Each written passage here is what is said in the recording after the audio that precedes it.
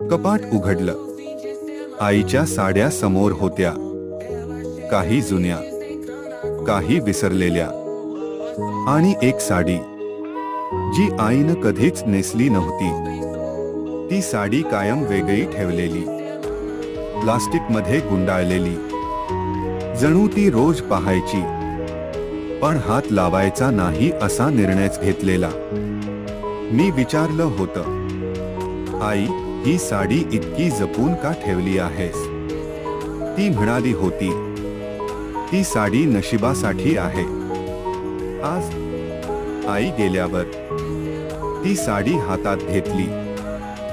आत एक लिफाफा होता आणि त्यात एक ऍडमिशन लेटर. डी.एड. कॉलेज. माझ्या आईचं नाव होतं त्यावर. तारीख पाहिली. ती माझ्या जन्माच्या 3 महिन्यांपूर्वीची होती. डोळे भरून आले. लिफाफ्यात अजून एक चिठ्ठी होती. हा फॉर्म अप्रूव्ह झाला होता. साडीही घेतली होती, पहिल्या कॉलेजच्या दिवशी नेसायला.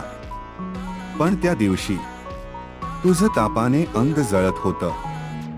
मी कॉलेजला नाही गेले आणि परत कधी अर्जही केला नाही. क्षणभर सगळं थांबलं. आई शिक्षिका झाली नाही कारण मी जगलो.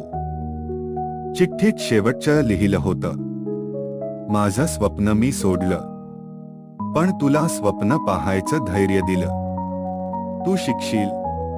त्या दिवशी ही साडी नेसणार होते. मी शिकून नोकरीला लागलो पण आई तो दिवस पाहू शकली नाही. आज ती साडी आईच्या फोटोसमोर ठेवली आहे.